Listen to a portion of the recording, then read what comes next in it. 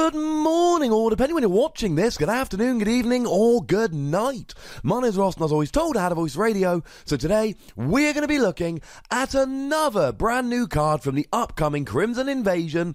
It's Luxray. Now, first of all, if you've seen the latest Pokémon movie, well, I don't need to go any further than that. And secondly, yeah, it's another Gen 4 Pokemon. Ladies and gentlemen, they are hitting Generation 4 hard in Ultra Sun, Ultra Moon. This is going to keep happening. I feel extremely confident about this. Now, if we look at this Luxray, we see it is a Lightning type, which doesn't mean you're hitting very much for weakness, but it does mean you're hitting a bit of the old Ho-Oh for weakness, which is pretty nice.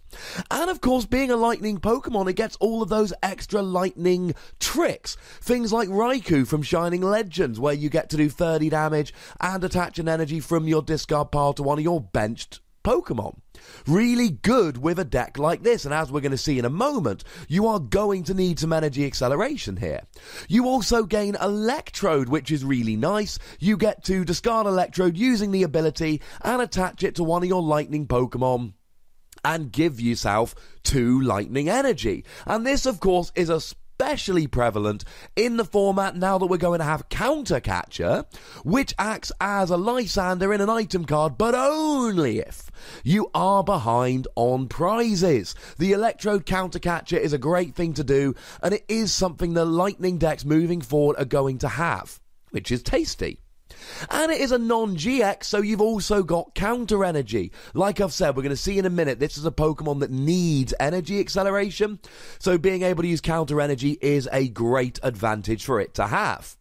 It has 150 HP, which is a little low when you compare it to Stage 2s like Dragonite, but of course that's not the end of the world, as we'll see in a minute from the ability. But it is weak to fighting. Weakness to fighting is not great at the moment. Cards like Zoroark, Drampa and Silvally really paint a target on the fighting weak Pokemon's back, and that means that a lot more people will be playing fighting Pokemon to try and take these down, and they will be taking down Luxray as well. One of the most annoying things about being weak to fighting nowadays is the whole Buzzwole thing. Jet Punch doing 30 to the active, 30 to the benched for a single energy, and you're evolving here from Shinx.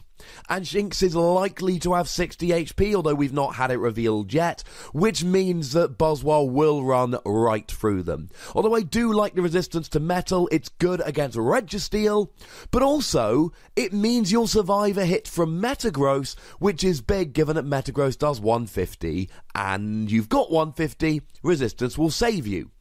But we do actually have the ability here, as long as it's in the active, it takes 30 less damage from attacks. Now, on the one hand, this is nice, because if you compare it to other Pokemon that have had this kind of ability, let's face it, I'm going to use Donphan. I'm always going to use Donphan. You can't stop me using Donphan. Something like Donphan reduced it by 20, but it worked in the active or on the bench, whereas this gives you 30, which is much nicer, but only if it's in the active, which is actually quite nice, because something like a Buzzwole, for instance, would only do 30, rather than the 60 it would usually do. So it is quite a nice ability. It does mean that you will be surviving some hits. It means that Gardevoir with 5 energy would usually KO you, but they need that 6th energy to take you down because of the ability. Abilities like this are just nice. You get to reduce damage done, you give yourself a little bit of extra bulk, and especially against metal decks, that combination of having resistance and the ability means that you really will be able to tank against it very nicely indeed. It means that the slightly lower 150 HP isn't an issue, although having said that, I do find it kind of annoying that they gave it this great ability to reduce damage done by 30, while giving it the HP that Stage 2s used to have, ignoring the fact that actually nowadays the power creep says Stage 2s have more HP. Take something like a Mamoswine, for instance. Let's face it, if I can get a Mamoswine reference in a video, I'm going to. Which has 180 HP, so it doesn't even need this ability on Luxray. It has 180 anyway. Having said that, it's better than not having the ability, and it will mean that it can survive some hits from Pokemon that otherwise it would not be able to. But the main attraction here is the attack, which I do like quite a lot. For a lightning colorless, discard all your lightning energy and do 150 to any of your opponent's Pokemon. This is commonly referred to as sniping. You get to hit the bench, but you also get to hit the active, which is pretty nice. And you get to put that damage anywhere on the field. Now, you could, of course, just put a choice band on the active Luxray. Then you will be hitting for 180 against the active, KOing stuff like Tapu Lele and Tapu Bulu. But you can hit the bench here. The last Pokemon we really had that had a sniping attack that was this exciting was something like a Mega Latios. Although if you've got other Pokemon with similar attacks, let me know in the comments. But this was discard 2 energy, and you do 120. This could be discarding 2 energy, and it does 150. And it only gives up a single prize. Now, the other great thing about this is that you only have to discard the lightning energy. So if you put a non-lightning energy on Luxray, you can then discard 2 lightning energy, do 150. Next turn, discard 2 lightning energy, do 150. Hang on a second, how are you going to get 2 lightning energy on there per turn? Well, we've actually got 2 options. Firstly, the aforementioned Electrode will count as 2 of those lightning energy, although be careful because you're giving up a prize every time you do it.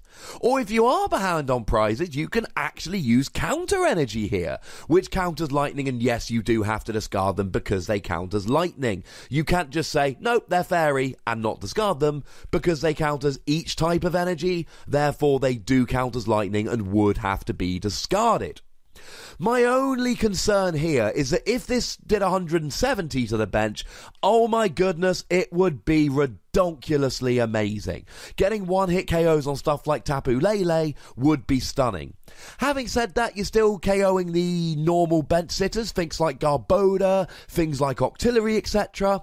And you will be able to get a one-hit KO on a Marshadow, which is relevant, of course, because that might be something your opponent might use to try and get a KO on you. What with a fighting weakness?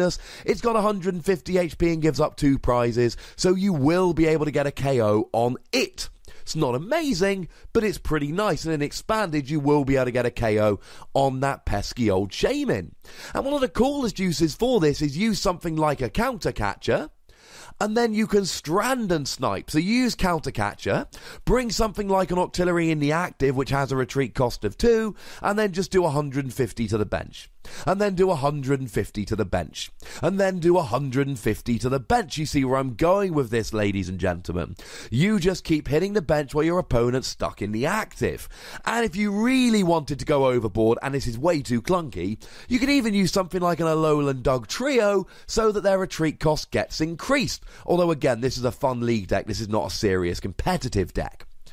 And of course it falls down to Floatstone, which would give them free retreat. Okay, but there are still some turns where your opponent won't have a Guzma, where they won't have a Floatstone, and then you get to hit for 150 to the bench, and then hit for 150 to the bench. And even though you're not getting a KO here, how about using something like the promo Tapu Lele to rearrange the damage counters and get some big KOs? How about using something like a Tapu Koko in the early game for just a double colorless energy, spread some damage around, and then bring in a Luxray so that when that Tapu Lele's got 20 damage on from Tapu Koko, you then do the 150 and you do get a KO. There is one huge issue with Luxray here. It's a stage 2, and I don't think it's its own deck. I think it's a really good Pokemon. I think it's got a little bit of bulk to it, and I think the ability to hit 150 anywhere on the field is really nice. And with Electrode and Counter Catcher, it's not even that difficult to get it going. Biggest issue? Well, we've got a whole bunch of lightning Pokemon. We've got Tapu Koko and the GX. We've got Raichu GX. We've got Alolan Golem GX. And then we've got Luxray. Are you really going to be teching a stage 2 line into these decks? And I think sometimes the answer will be yes. But I think a lot of times the answer will be no, and I think that's a slight issue here. I think if this was a basic Pokemon, it would see a huge amount of play. I think if it did 170 or 180 and just got flat out one-hit KOs on the bench, it would see a huge amount of play. But being a stage 2, only having this attack, which is generally used for hitting the bench, and the other options we've got, while you're not quite getting one-hit KOs, leave this as a free WOSSy card. It's a fun tech. It will be played in some decks here and there, but it really is just a have a copy in your binder. You might play it here or there, and that, ladies and gentlemen, is a classic free WOSSy card. But as always, I'd love to hear from you, lovely ladies and gentlemen. Tell me what you think about Luxray. Pop it down in the comment section. Go nuts! Be nice. Make sure you like this video, subscribe to this channel, follow me on Twitter at the WOSSy, and Twitch for some live action at twitch.tv/PTCGRadio. There will be a live stream going on at 7 PM tomorrow, so make sure you check that out. It's going to be an awful lot of fun. And if you want to support the channel and get some of the weekly bonus podcasts, you can do so at patreon.com/PTCGRadio. But by far the most important thing, as always, is to look after yourselves until next time. Thank you very much for watching. My name's Ross, and you've been watching PTCG Radio.